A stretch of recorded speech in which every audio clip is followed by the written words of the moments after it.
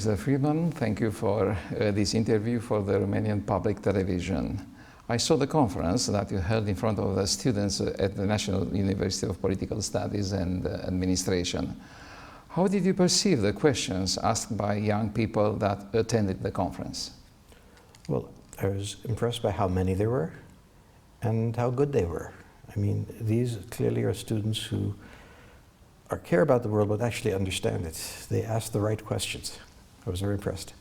Mr. Friedman, you have written a lot about the future developments of the United States, of the European Union, of Russia and China. As we are in a member state of the European Union, how do you see the development of the European Union in Romania? The development of the European Union in general has been problematic since 2008. It was the period in which the first real crisis hit the European Union. And very frankly, the European Union couldn't handle it. So that one part of the European Union, the southern part, went into a catastrophic depression, to 25% unemployment, and the northern part did okay.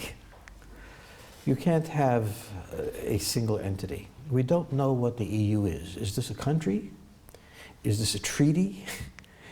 If it's a treaty, can you leave? I mean, the complexity of everything in the EU is overwhelming. It is too large a country to be governed from the center, and too different to be organized by one principle. Romania is not Portugal, and Portugal is not Denmark, and you don't speak the same language, you don't have the same history, you don't have the same concerns. And so, where you had a very effective thing, the European Economic Union, which was simply a free trade zone, like NAFTA, and didn't intrude beyond that, you went too far and not far enough. You didn't create a nation. You couldn't create a nation, so you're in the middle, and it won't work. So you see future Europe with different speed? I see a European Union that is attacking the British, really attacking the Irish, attacking Italy, attacking Poland, attacking Hungary, attacking Romania.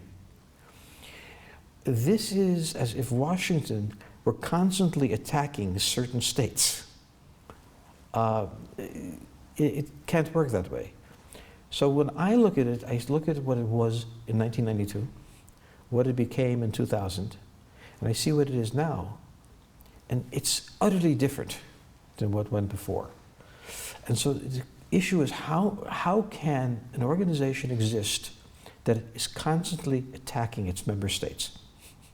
How could Romania's relations with the European Union be influenced by Romania's relations with the United States, China and Russia? Well, the European Union, I think, is very unaffected by that. I mean, the European Union obviously wants to maintain the European Free Trade Zone. It needs to. And it doesn't see the United States having the appetite for dominating instead. The Chinese nibble on the edges, but they aren't really there. So I think on the whole, again, when you talk about the European Union, who are you talking about? Each nation is separate and there's a secretariat. I think the secretariat is too busy being at war with itself. And I think that many countries within the EU are forging different relationships. So I can't imagine the EU having concerns about that. They'll be concerned about your corruption or something else, but not that. At the conference in Lisbon on May this year, you said that nationalism was useful. Did you refer to the ideas supported by Steve Bannon? Well, the way I would talk about it is this way. The 1848 revolutions that swept Europe were built around the concept of national self-determination. The right to be independent from the Habsburgs and the Romanovs and the Ottomans. Okay, this was the belief. National self-determination means that each country picks its direction by election. Okay? It also means non-interference in the internal affairs of other countries. So I would argue that 1992 was an assault on 1848. That the idea of 1848 was a continent at peace with each nation charting its own course. Instead, it's a continent full of tension, full of interference, with the outcome of elections being of concern to the Brussels Secretariat. So the Hungarians elected Viktor Orban. Okay, I didn't vote there, I'm not a Hungarian citizen, as it doesn't bother me. What business is this of Brussels?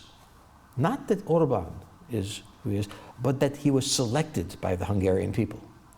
In attacking Orban, they attack the Hungarian people. There are limits to what a government can do, but still, I mean, the spirit of 1848, which really was the origin of liberal democracy, built liberal democracy on national self-determination. And you can't separate the two. Can you explain to the Romanian public how nationalists should be Romanians to be good for Romania? Well, first, you know you're Romanian. You honor that.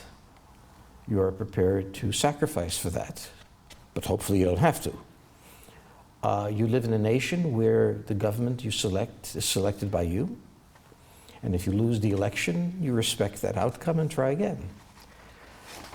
The real principle here is not complicated. It is simply this: you love your own. You're a Romanian. Now, yes, you have people from other ethnic groups, other nations, and so on, and you treat them with respect, and you let them participate. And so, how Romanian should Romanians be? As Romanian as they have to be, as they are. They are Romanians. A very diplomatic answer. It's not meant to be diplomatic because now it is not possible in Europe to say, I am a Portuguese. You have to also have a flag that says I am European. Well, I don't know the language of Europe. I don't know what number to call, as Brzezinski said, if I want to call Yes. Europe. I don't know that. But I do know that you're Romanian. And that is an enormously important thing for me to know about you. And you can't discard that or demand that I should also be this or that. To what extent can populism be compared with nationalism in the context of the European Union? A populist is anyone you disagree with. So it is a name you assign to political movements that you dislike. So you are never a populist. He is a populist. It is a pejorative term. The fact is that inside of Europe, there has arisen a large amount of nationalism. And the nationalism has risen because the European Union has failed to do its job. It had promised peace and prosperity. The prosperity is very much not there, and is intruded deeply into the lives of the countries. The decision on immigration. Brussels attempted to take the question of who lives with me away from the countries and condemn the countries for not wanting it. So, I live in a country where immigration is natural, and there's always tension about it as well. Okay, this is natural. The problem of the European Union on immigration is this. They are very generous with immigration, but the people who are arguing for it will never live with the immigrants. They will be the poor people that aren't heard. They will be the workers who will now have to share neighborhoods with them. And as an immigrant to the United States, I can say that immigration is a very hard thing on all sides. I support it because, of course, I'm an immigrant, but I was not the best neighbor coming from the outside, and my friends were not good neighbors. But nobody had money, so it was poor people being pushed aside by poorer people. Now, Merkel wanted to have immigrants. I would have respected that if next door to her, immigrant families would have moved in. But that wasn't going to happen. So there's a class difference between those who find immigration good and those who are frightened. What happened with the immigration issue is that the Europeans' leadership wanted to write a check that the working class had to cash. They had to pay the price. And there was a price. As an immigrant, it was a fantasy that you could take someone from completely outside, dropping him in your neighborhood, drop 500 of him in your neighborhood, and not have pain. For him, for his family, for the neighbors. This is a difficult thing. And what I think most of the people they call populists objected to is that those who were advocating it would not have to live with them. Romania is a member of the European Union, but is not accepted in the Schengen area. Have you an explanation for that? Well, I would assume that it has to do with Moldova. And I would assume that it has to do with stereotypes that the European Union has. And I would assume that it has to do with any number of things that are so strange in the European Union that it can't be understood. The treatment of Turkey is another question. I mean, why wasn't Turkey allowed to join the European Union before? Yes, but in the case of Turkey, that could be an explanation, the religion. It could be an explanation. So the same people who wanted massive Muslim migration wanted to keep out a Muslim country. It makes no sense. So as an outsider, not affected by this, I cannot make sense of the kind of decisions that are made. I can't make sense of the priorities they have. They're struggling with their economy, the world, and everything else. The things they choose to care about are very hard for me to understand. Yes, Romania has corruption. It has had corruption for a very long time, and it will not go away very soon.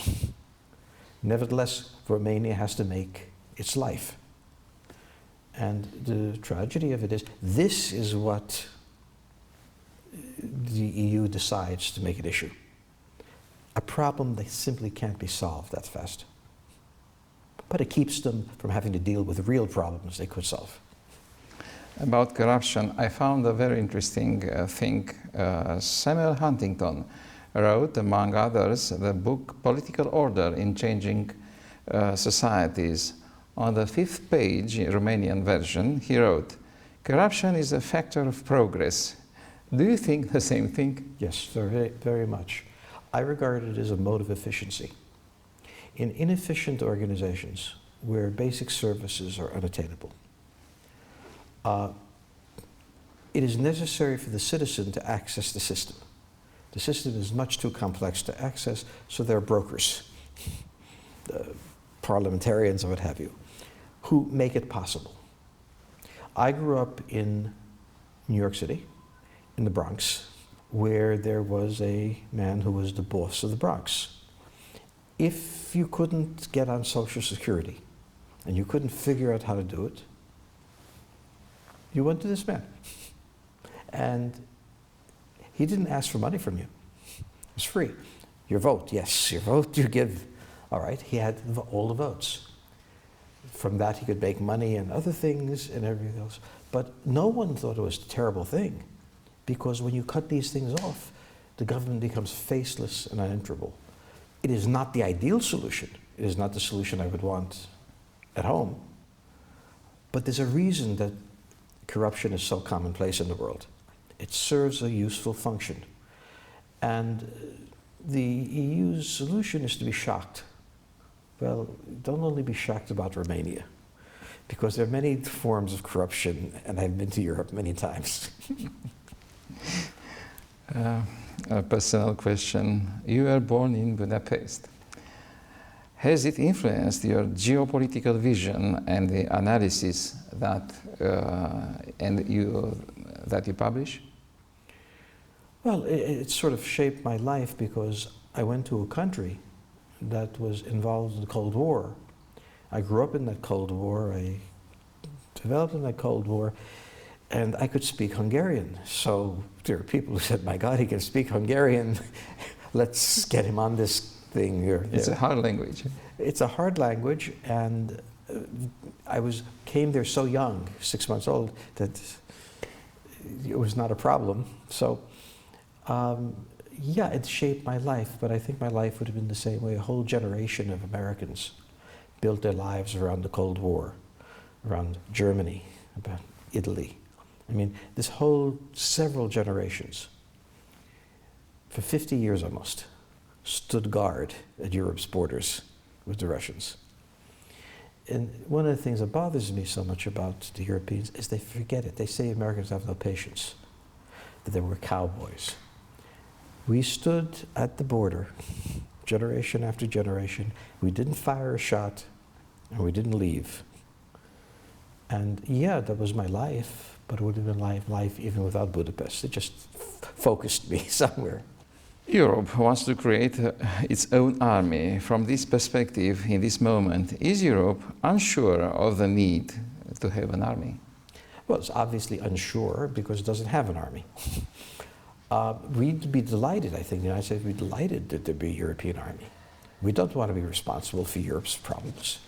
I mean, what a wonderful thing it would be if the European army was there, deployed in Poland, deployed in Romania, standing guard. We would be delighted. But who would be the commanding officer? Because armies are not committees. You have a commander, he has deputies, you have sergeants, okay? There is a single, what language do you speak? Does each country have its own language? So I don't know how you create a single army. And will the Germans then say, good, I want to stand guard on the Romanian border. I will stand on the Black Sea. I would love to see a European army. I don't think they can do it.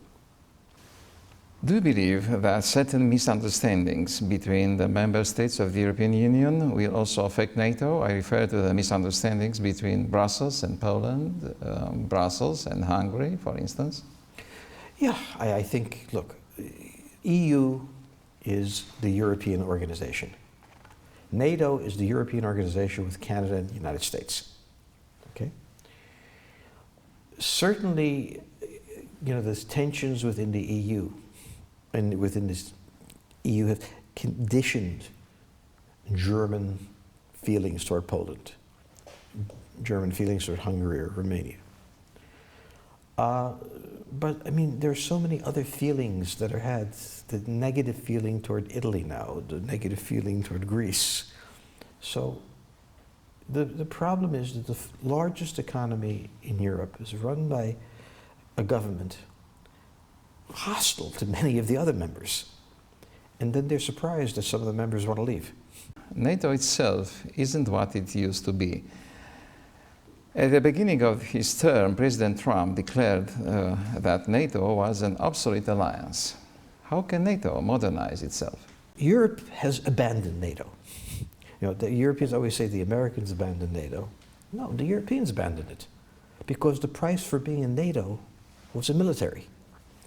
Now, Romania is in NATO, and Poland is in NATO, and even Hungary is in NATO. And if the United States needed something, I think you would help. But the important question is this. NATO was built on the Soviet threat. That threat is much less. It was also built on the assumption that the United States would be the main force defending Europe. Europe now has a GDP as large as the United States. You can't say you can't afford a military. You can't do that anymore. And so when Trump said that it's obsolete, he said two things. One, this was built for the Cold War. There is no Cold War. Second, it's collapsing. I mean, there is no military force.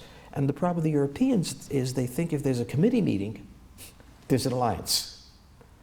For Europeans, the process, the bureaucratic process, is the same as having paratroopers. Russia is seen as a potential aggressor by several states in this region. What is NATO's, the United States' response to these threats? Well, the United States' response has been to position forces and capabilities in Poland and Romania. In Poland, we block the North European plain. In Romania, we assert our power into the Black Sea. and block the Carpathians. So we have begun the process of deploying force of sufficient amount to deter the Russians. We can bring more force in. So the real question to ask is, we know what the Americans are doing. What's the rest of NATO doing? You know, every once in a while, a battalion of Germans shows up and goes home. So if a crisis came, could we count on the French and the Germans to permit American reinforcements to pass through? Maybe. Maybe not. Maybe the Germans would not want to see this happen. So what I'm saying here is that the United States would be happy to be in alliance with Europe, but Europe has to bring the same weight to the alliance as we have. Romania has a strategic partnership with the United States. Even so, the American investments are not at the same level as the military relations. What reservations do the American investors have about Romania? You're talking about American money, which is very agile, very fast. Putting in $30 billion in a week is not something that the Goldman Sachs or other major funds would have difficulty doing.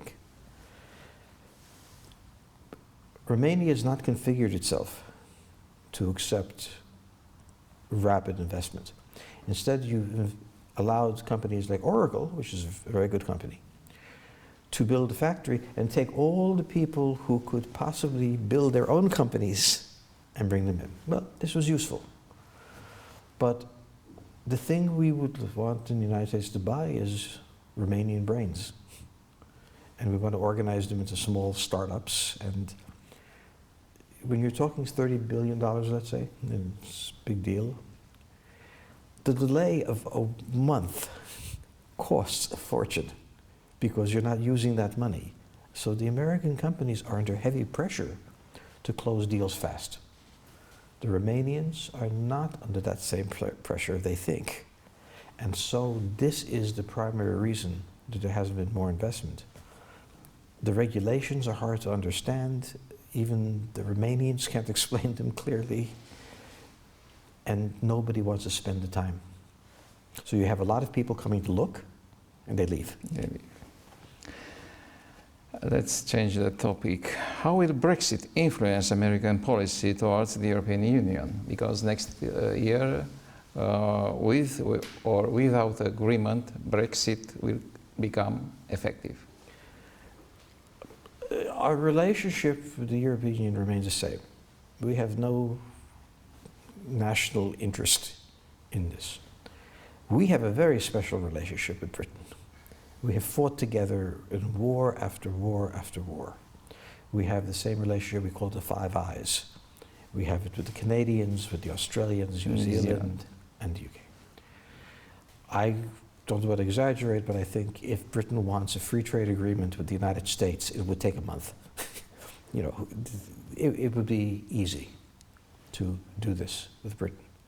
Britain has not officially expressed any interest in that, but I would expect they will. Now, whether the Europeans are unhappy with the United States for not punishing the British with them, I don't know. I don't care. We will take Britain on any terms that Britain wants to be in. Mr. Friedman, thank you very much for the interview. It was a pleasure. It was an honor for me to meet you today. It was very good to be here. Thank you.